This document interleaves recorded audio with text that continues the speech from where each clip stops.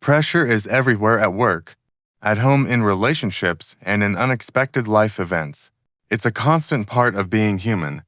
Some people collapse under it, while others rise above it with calm and clarity. What makes the difference? The answer, according to the Stoics, lies not in avoiding pressure, but in how you train your mind to respond to it. The ancient Stoic philosophers Marcus Aurelius, Seneca, and Epictetus lived in times of war, political upheaval, and personal loss, yet they developed a set of habits that allowed them to remain steady, calm, and unshaken in the face of overwhelming challenges. These habits are just as powerful today as they were 2,000 years ago.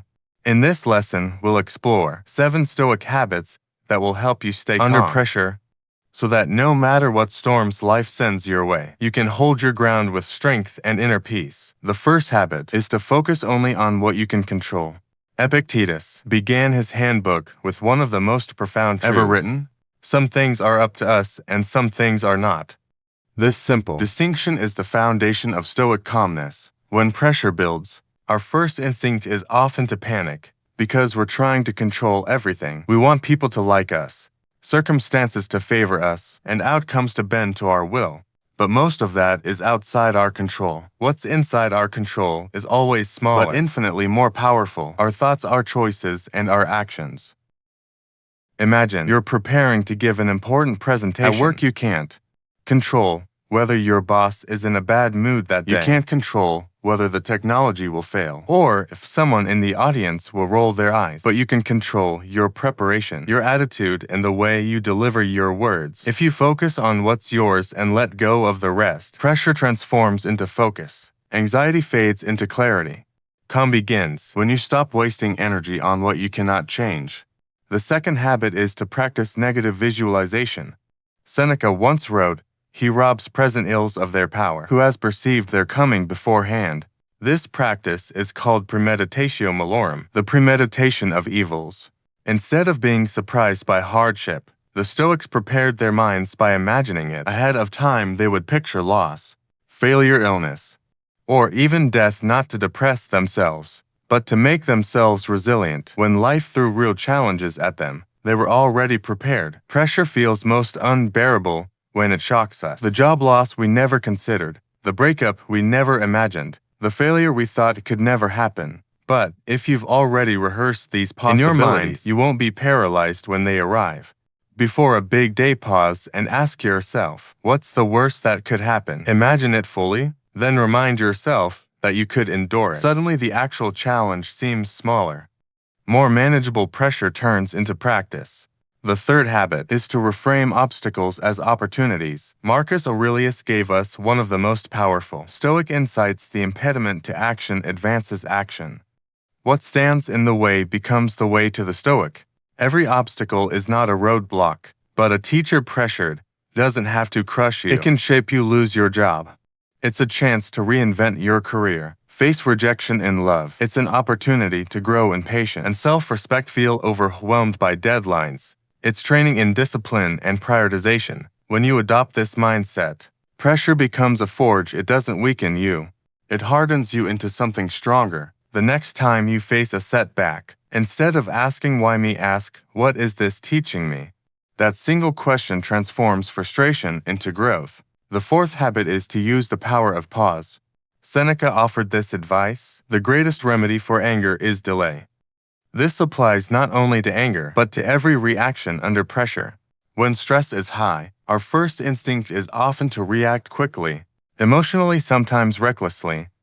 But the Stoic habit is to pause, to take a breath, to step back and give reason a chance to catch up. Think about the last time you were insulted or provoked. Did reacting immediately make the situation better? Or worse, a single pause, even a few seconds of silence, can prevent damage that takes years to undo. This doesn't mean passivity. It means deliberate action. It means buying yourself enough time to respond wisely instead of reacting blindly. When you feel overwhelmed, angry, or pressured, take 3 slow breaths before you speak or act. That tiny pause is your shield. It's the difference between a life of regret and a life of steady calm. The fifth habit is to anchor yourself in the present moment. Marcus Aurelius reminded himself. Confine yourself to the present. Most of our stress comes not from what's happening right now, but from what our mind adds to it. We suffer in advance by worrying about the future. We suffer twice by regretting the past. But in this present moment, most of the time we are safe. We are breathing, we are capable. Pressure often overwhelms us because our mind is racing ahead. What if I fail? What if they judge me? What if everything goes wrong? The Stoic response is to return to now. If you're nervous before a speech, don't think about the entire performance. Focus on delivering the first sentence. If you're overwhelmed by your to-do list, don't stress about the whole mountain. Focus on the single next step. Calm lives in the present moment, and the more often you bring yourself back, the more pressure loses its grip. The sixth habit is to live by virtue, not by outcome. The Stoics believed that virtue, wisdom, courage, justice, and self-control was the only true good. Everything else, wealth, reputation, even success, was secondary under pressure. Most people obsess over the outcome. Will I win? Will I lose? Will people approve of me? But outcomes are uncertain. Virtue, on the other hand, is always in your hands when you face pressure. The Stoic question is not will I succeed, but will I act with virtue? Did I choose courage instead of cowardice? Did I remain just and fair even under stress? Did I keep self-control instead of giving into impulse? If the answer is yes, then you have already succeeded, no matter the result. Living this way frees you from the tyranny of outcomes. Calm no longer depends on whether you win or lose, but on how you live. That is unshakable peace. The seventh habit is to practice daily reflection. Epictetus urged his students, examine yourself. Marcus Aurelius's meditations were exactly that, a daily journal of reflection, written not for an audience, but for himself at the end of the day. The Stoics would ask, where did I do well? Where did I fail? Where can I improve tomorrow? This habit is not about perfection, it's about progress.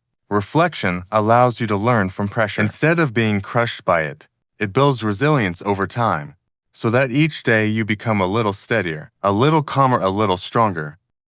Tonight, write down one moment where you lost your calm and one moment where you stayed steady. Over time, you'll see patterns, and you'll train your mind to face pressure with greater ease. So, what are the 7 Stoic habits for staying calm? Under pressure, focus only on what you can control.